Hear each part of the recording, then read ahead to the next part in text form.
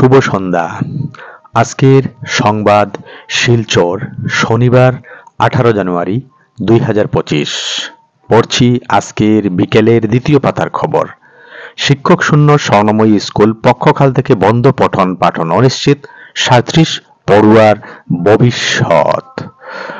কাঠিগড়ার খণ্ড প্রাথমিক শিক্ষা আধিকারিক এ পর্যন্ত কোনো ব্যবস্থা গ্রহণ করেননি এই স্কুলের শিক্ষক শূন্যতার জন্য।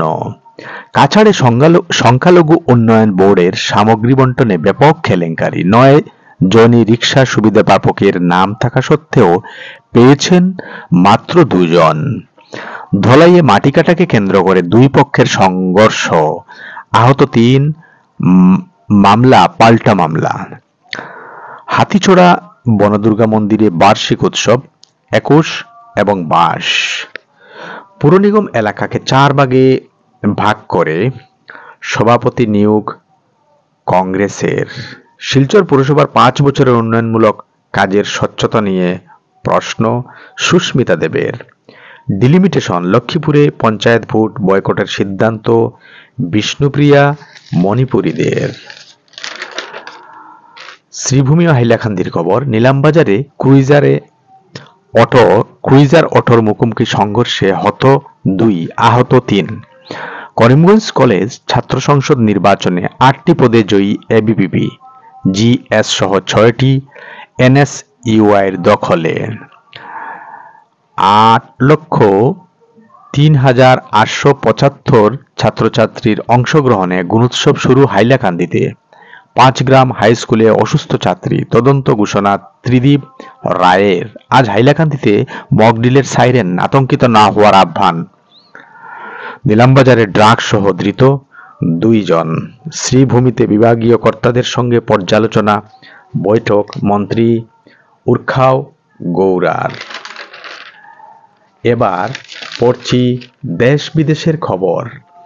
বিহার রাজনীতিতে নতুন অঙ্ক, লালুর হাত ধরেছে বিজেপির শরিক দল। জোট ভেঙে দিল্লিতে বিজেপির বিরুদ্ধে প্রার্থী ঘোষণা অজিতের, এনসিপির।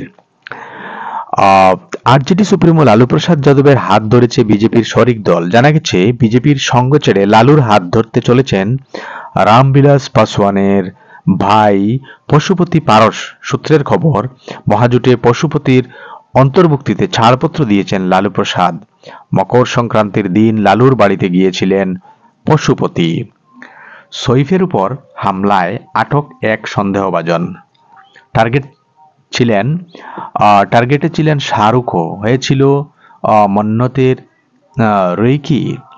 অভিনেতা সইফ আলী খানের ওপর হামলার ঘটনায় এক সন্দেহভাজনকে আটক করল মুম্বাই পুলিশ। শুক্রবার সকালে তাকে আটকের পর জিজ্ঞাসাবাদের জন্য নিয়ে যাওয়া হয়েছে বান্দ্রা থানায়। শুধু সইফ নন, অভিনেতা শাহরুখ খান ও দুষ্কৃতীদের টার্গেটে ছিলেন। এমনকি শাহরুখের বাড়ি মন্নতের রেইকিও করা হয়েছিল। পুলিশ তদন্তে এই চাঞ্চল্যকর তথ্য সামনে এসেছে। দিল্লি দখলে মরিয়া রাহুল। প্রবল ঠান্ডা উপেক্ষা করে হাজির এইমসে, জানলেন রোগীদের সমস্যার কথা। নিষিদ্ধ হোক কঙ্গনার ইমার্জেন্সি, বিক্ষোভ পাঞ্জাবে। কঙ্গনা রানাওয়াত অভিনীত ইমার্জেন্সি ছবি নিষিদ্ধ করার দাবিতে বিক্ষোভে উত্তাল পাঞ্জাব। শিরোমণি গুরুদ্বারা প্রবন্ধক কমিটি বৃহস্পতিবার মুখ্যমন্ত্রী ভগবত মানকে চিঠি পাঠিয়ে ছবিটি নিষিদ্ধ করার আবেদন জানিয়েছেন। কানাডার প্রধানমন্ত্রী পদে মনোনয়ন পেশ ভারতীয় বংশোদ্ভূত সাংসদের, দিলেন মাতৃভাষায় বক্তৃতা। কানাডার প্রধানমন্ত্রী পদে মনোনয়ন পেশ করলেন ভারতীয় বংশোদ্ভূত সাংসদ চন্দ্র আর্য। খালিস্তানি ইস্যুতে বারবার জাস্টিন ট্রুডোর বিরুদ্ধে সরব হয়েছিলেন চন্দ্র।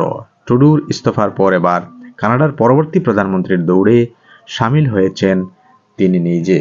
ট্রাম্পের শপথে থাকবেন না মিশেল, বাড়ছে বারাক ওবামার সঙ্গে ডিভোর্সের গুঞ্জন।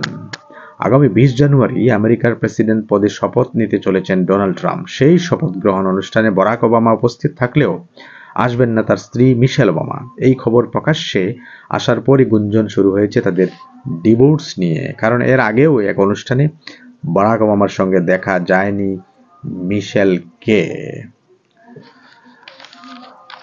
দিল্লি নির্বাচনে চূড়ান্ত প্রার্থী তালিকা প্রকাশ বিজেপির, নেই মুখ্যমন্ত্রীর দাবিদারদের নাম।